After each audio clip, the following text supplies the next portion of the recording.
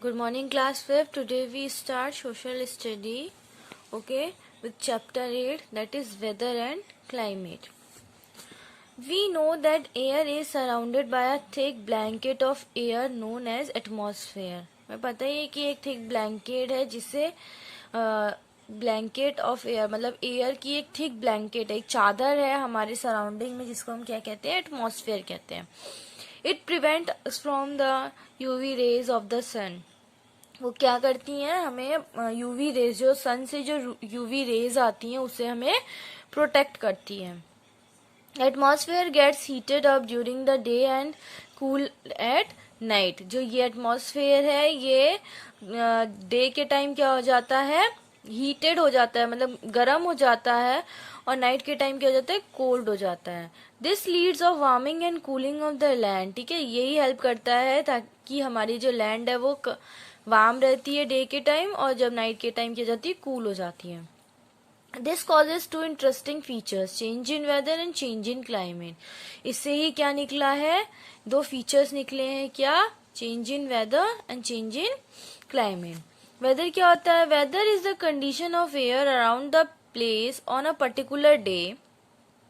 It may change from day to day and even hour to hour. ठीक है, weather जो है क्या है, weather is the condition of the air around the place on a particular day. Weather क्या होता है, एक कंडीशन है जो हमेशा क्या हो जाती है, चेंज होती रहती है. या तो दिन के हिसाब से भी चेंज होती रहती है या घंटे के हिसाब से भी. कभी अभी बारिश हो रही है, ठीक है, या अभी मौसम ठंडा हो रहा है, थोड़ी देर बाद क्या हो जाता है, वो मौसम गर्म हो जाता है. ठीक है, अभी आप देख लोगे अभी का क्लाइमेट कि सुबह मॉर्निंग में क्या रहता है, थोड़ी हवा ठंडी रहती है, उसके बाद दिन आते आते क्या हो जाता है, थोड़ा गर्म हो जाता है.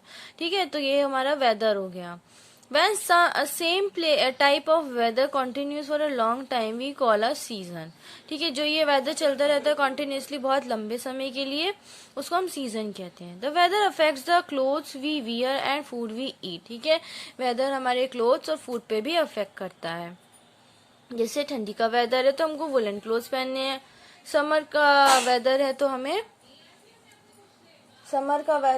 हमें कॉटन क्लोथ्स पहनने हैं. ठीक है, और अगर रेनी सीजन होता है तो हम रेन कोट पहनते. तो ये क्या करता है, वेदर जो है अफेक्ट करता है क्लोथ्स को और हमारे फूड को.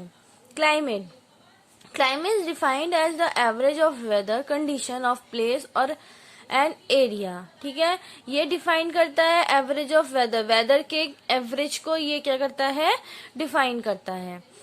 ठीक, it generally does not change for 30 to 40 years. Climate of a place tells about the seasons. ठीक है, क्लाइमेट सीजन्स के क्या करता है, climate is defined as the average of weather condition of place और an area. It generally does not change for 32, ये नहीं 30 या 40 साल तक ये लोग क्लाइमेट चेंज नहीं होता है.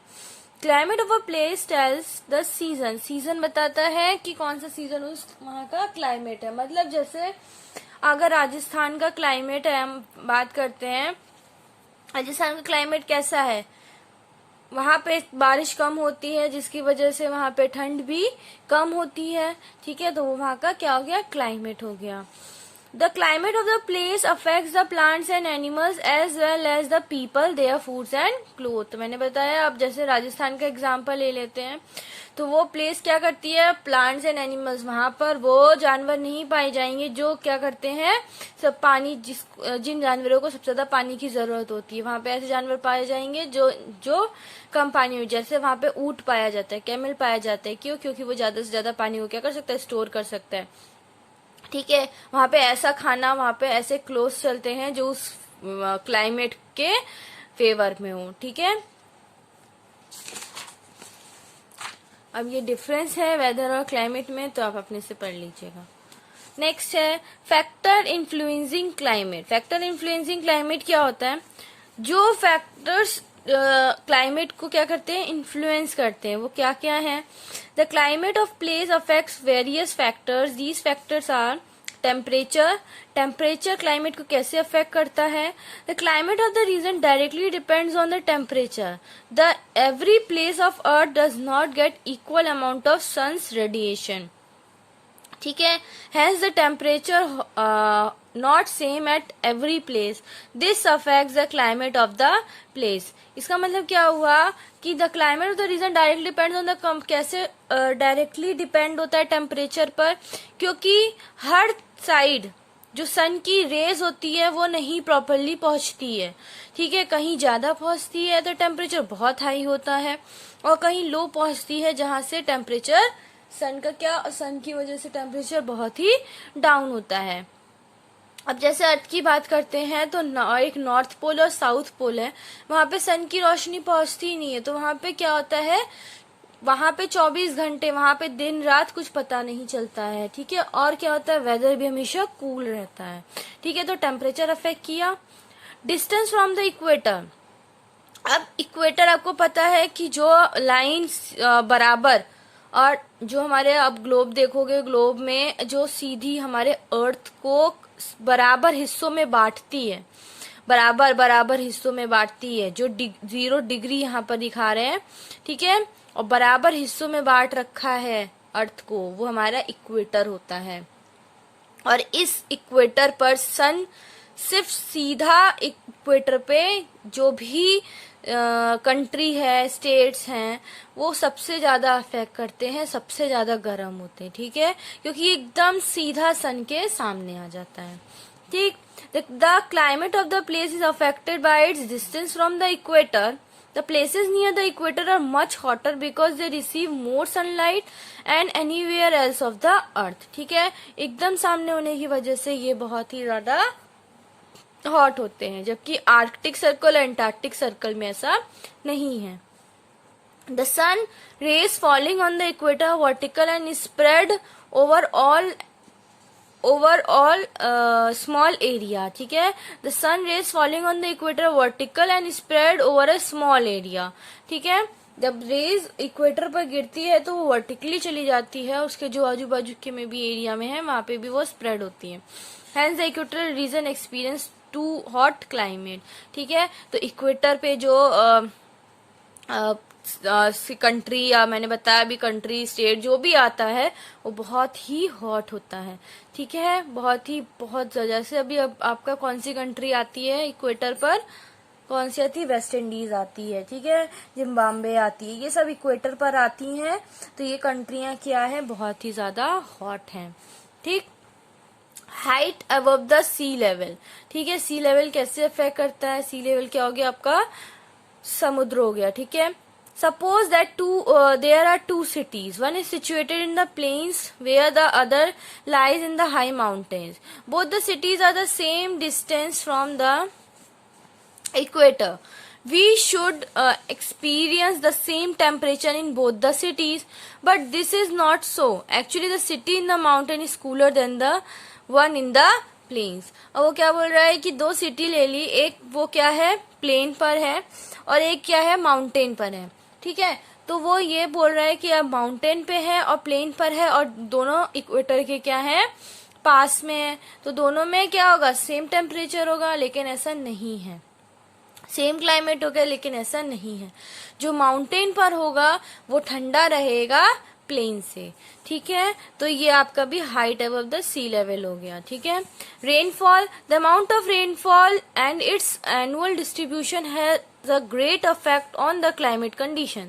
The distribution is highly uneven which causes great variation in the climate conditions। ठीक है, रेनफॉल कैसे अफेक्ट करता है, अब जो माउंटेन एरियाज हैं वहां पे रेनफॉल बहुत कम होता है। ठीक है, क्योंकि जो क्लाउड्स रहते हैं वो जाते हैं उस माउंटेन की हवा की वजह से वहीं रह जाते हैं, वहीं बरसते हैं। ठीक है, लेकिन जो प्लेन एरियाज होते हैं वहां पे वो क्या होते हैं,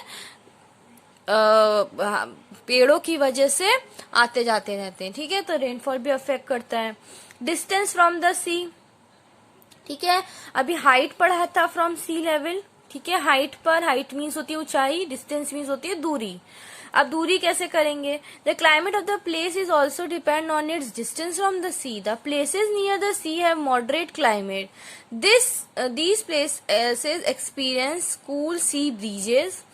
On the other hand, the places far from the sea does not experience sea breeze, hence they cold in winter and hot in summer। ठीक है, अब sea breezes means होता है वो वैसा वहां का जो क्लाइमेट होता है मॉडरेट होता है। अब जैसे यहाँ पे मुंबई ले लो, ठीक है, मुंबई ले लो, आप कलकत्ता ले लो, यहाँ का टेम्परेचर क्या होता है, मॉडरेट होता है। क्यों? क्योंकि यहाँ पे सी है, ठीक है, ये सी के पास रहते हैं, ठीक, तो उसकी वजह से ये शाम को ठंडे रहते हैं और दिन में क्या होते हैं, बहुत ही ज्यादा गर्म होते हैं।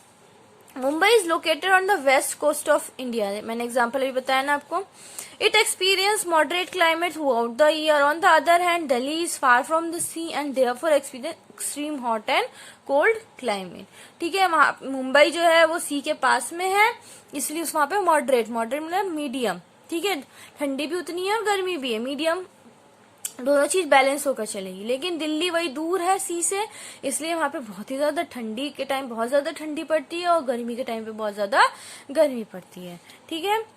Direction of winds and ocean currents. The wind blowing from hot reason bring high temperature while wind blowing from cold region bring cold temperature. Thus, they affect the climate of a place up to the great extent. Oceans also affect the climate of a great extent. Oceans have both the warm and cold currents. These oceans current affects the climate of the place. ठीक है। अब climate zones of the earth.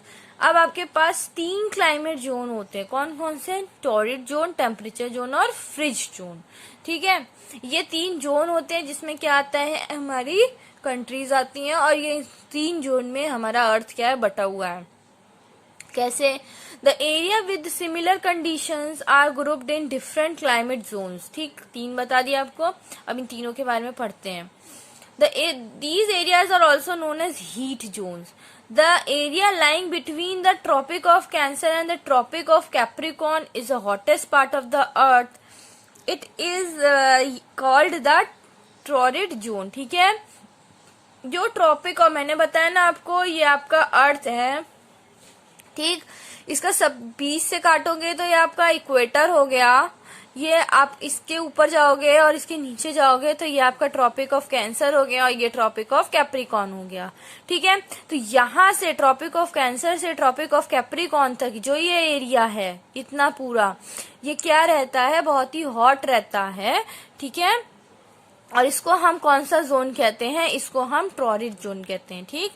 The area lying the poles that lies between the Arctic Circle and the North Pole in the Northern Hemisphere and between the Antarctic Circle and the South Pole of the Southern Hemisphere. अब आप इसमें देखो तो आपका ऊपर क्या आ गया, north आ गया, और नीचे क्या आ गया, साउथ आ गया, पढ़ाई हमने, ठीक है। तो ये जब ऊपर नॉर्थ है तो ये नॉर्दर्न हेमिस्फेयर हो गया और ये अभी नीचे साउथ है तो ये साउदर्न हेमिस्फेयर हो गया।